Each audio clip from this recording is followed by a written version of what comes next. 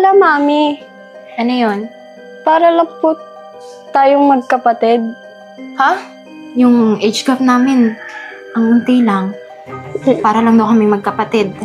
Bakit kasi hindi pa natin aminin? Pag nalaman ni Alex ang tunay na magulang, iiwan ka rin yan eh. Oh, Hindi naman siguro. walang siguro dito, Virgo. Nagsinungaling sila sa akin. Kasi mahal ka nila. Kaya ayaw ka nila masaktan. Anak, busy-busy ka sa phone mo ha. Baka mamaya, pagpasok ka na, puro ka phone. Hindi po, Mami. Kinakausap ko lang po yung mga friends ko. Kinakamusta ko lang po sila. Oh, okay. Basta pag start na ng school nyo, bawal na mag-phone. Oo nga po pala, Mami. Ano yun? Para lang po tayong magkapatid. Ha? Sino naman nagsabi sa'yo niyan? Mga classmate ko po. Paano naman nila nasabi yun? Kasi daw po 15 na ako. 15 na ako, 28 ka na daw po. Ganun ba? Oh, Naku anak, hindi pinapansin yun. Ganun talaga sa panahon namin. Nung panahon namin, malalandi talaga kami. Kaya yung daddy mo, maaga ko nabuntis. Ikaw talaga, dami mong tinatanong. Huwag mo pa napansin yung mga sinasabi ng classmate mo, ha? opo. Sige na. Punta ka na sa kwarto mo, maligo ka na, lalabas tayo. Sige po, Mami. Love, yung anak mo, asa na? Nakaligo na ba? Napunta ako sa kwarto niya. Dami niya na kasing napapansin eh. Napapansin na ano? Baka malaman niya na hindi natin siya totoong anak. Kasi yung mga classmate niya daw, sinasabi sa kanya na yung age gap namin, ang unti lang. Para lang daw kami magkapatid. Bakit kasi hindi pa natin aminin? Bata pa siya, baka hindi niya matanggap eh. Hayaan mo na. Alam mo naman na tinuring natin siyang tunay na anak, diba? Paramdam naman natin lalo na tunay siyang anak para hindi makahalata yung bata. Alam mo, yung mga ganyang edad, yun yung mga madaling magdamdam.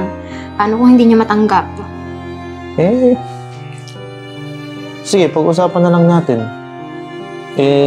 Kausapin mo rin yung nanay mo, mamaya doon yan magsabi Darating pa naman siya. Alam ko naman na hindi niya gusto na nag-ampun tayo. Kaya na, kausapin ko na lang si mama. Mabuti pa kausapin mo para di malaman ng anak mo. Sige na. Sige na, bihis na. Mami! Bakit nandito ka na? Sabi ko sa'yo, magpasundo ka eh. Ay, ayoko makita ampun mo, bakit ba? Mami, Oh. bakit naman maingay? Ay, bakit narinig sa kanya yun? Ano ba ang dapat? Ano naman? Bata pa si Alex, hindi niya pa alam yan. Alam na niya, 15 anyos na yan. Ano ka ba? Ano ba ang dapat gawin dyan? Oh, Hindi niya pa malaman. Sasama yung loob ng bata, baka magrebelde pa ako yan. ba hindi sasama ng loob sa ginagawa niyo sa akin dito? Ha? Mami, alam mo naman hindi kami magkaanak, di ba? Kaya kami nag-ampun. Marami paraan. Mami, alam mo namang hirap kami magkaanak, di ba? Pag nalaman ni Alex ang tunay na magulang, iiwan ka rin yan eh. Oh, Hindi naman siguro. walang siguro dito, Virgo. Wala siguro. Sure yan. Mga kabataan yun, ibang klase. Oh, Pinalaki naman namin siya na maayos eh. ewan ko sa inyo, Virgo, bahala kayo ni Charles ang ginagawa niyo dyan. Diyan na kayo puntang sa kwarto. Tingnan sa inyo. Love, asa si Alex? Hindi ko nga alam eh. Tinatawagan ko, hindi sumasagot. Paano hindi alam? Kailangan naiwan dito. Baka umalis pumunta sa mga barkada niya. Ba't Pero pinayagan? kaya nawawala eh. Tsaka ba't pinapayagan mo umalis yung batang yun? Ikaw masyado ka mahigpit sa bata. Pag yan nagrebelde, sinasabi ko sa'yo. Hindi naman ako mahigpit. Ang inaanak ko lang, mamaya ma-aksidente yung batang yun eh. Hindi ko nga alam eh. Kung alam ko, sasabihin ko sa'yo. Tinatawagan ko, hindi sumasagot eh. Hindi ka sinabi mo yung totoo? Hindi ko sinabi, ba't ko naman sasabihin? Nagpapaalam naman yung pag-aalis eh. Kausap ko lang ni mami kanina eh. Nasaan mo siya kanina? Alam mo, natutulog siya kanina eh. Baka narinig. So, baka sinabi ni mami. Hindi ko alam.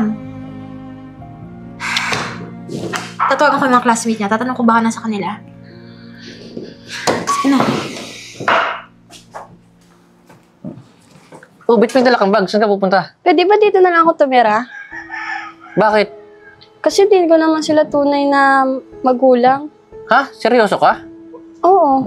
Narinig ko kasi kila Lola. Nag-uusap sila. Naampon lang daw ako. Hala, seryoso ka? Ah, kaya pala. Sige na, dito na lang ako titira. Nalaman ko naman na ampon na ako. Sige na. Di pwede. Baka mamaya magalit pa sa akin yung magulang mo eh. Pati kung totoo kang ampon, dapat magpasalamat ka pa nga eh. Kasi minahal ka nilang tunay. Eh bakit nila nilihim sa akin? Nagsinungaling sila sa akin. Eh kasi mahal ka nila. Kaya ayaw ka nila masaktan. O siya, tara na. Samahan na lang kita sa inyo. Eh, ayoko nga eh.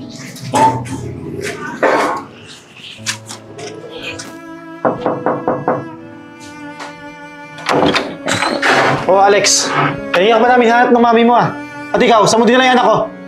Dito, pumunta po sa bahay. Naglayas po kasi eh. Hinatid ko lang po dito. Para Ganun safe ba? siya. Sorry po, Daddy. Pumasok ka doon, kakausapin ka namin ng mami mo. Pasensya ka na kung medyo mainit yung ulo ko. Kasi kanina pa namin hanap yung batang yun eh. Sige Toy, salamat ah. Sige po, okay lang po. Thank you po. Alex, saan ka ba nanggaling na bata ka? Kanina ka pa namin hinahanap ng daddy mo ah. Eh, buti nga yung kaibigan niya eh. Hinatid dito. Ba't hindi ka sumasagot sa mga tawag ko? Eh, ba't ko pa sasagutin yung tawag niyo? Eh, di niyo naman ako tunay na anak.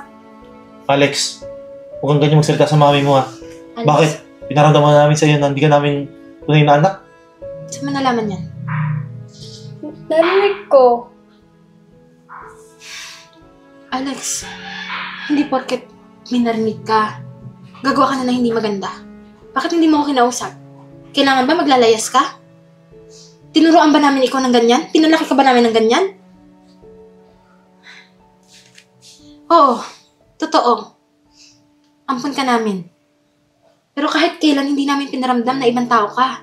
Eh, nagsinungaling kayo sa akin eh. Oo, andun na tayo Alex. Nagsinungaling kami ng mami mo. Pero, ba't ganyan mo kami kausapin? Minahal ka naman namin ah. Hindi porket hindi ka namin tunay na anak. Hindi porket nagsinungaling kami. Masama na yung ginawa namin. Hindi namin sinabi sa'yo yung totoo. Kasi ayaw namin magalit ka. Ayaw namin na isipin mo na hindi ka namin mahal dahil hindi ka namin anak. Yung mga magulang mo, hindi rin namin alam. Inampun ka namin, sanggol ka pa nun sa bahay ampunan. Mula nun, tinuring ka namin na tunay naming anak. Kaya please, huwag ka sumamayang loob kung nalaman mo yung totoo. Dahil hindi magbabago yung pagtingin namin sa'yo. Huwag mo nang uulitin yun ah. Hindi namin alam kung paano ka hanapin. Kahit kailan Alex, hindi ka namin pinakitaan ng masama ng mami mo. Sobrang mahal ka namin. Sana, huwag mo nang ulitin yun ha. Mami, Daddy, sorry po sa nagawa ko. Hindi ko na po ulitin.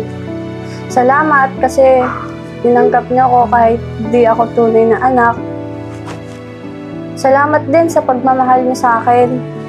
Thank you, anak, kasi naiintindihan mo. Huwag ka mag-alala. Never mong mararamdaman na hindi ka namin pamilya, okay? Huwag ka nga dito.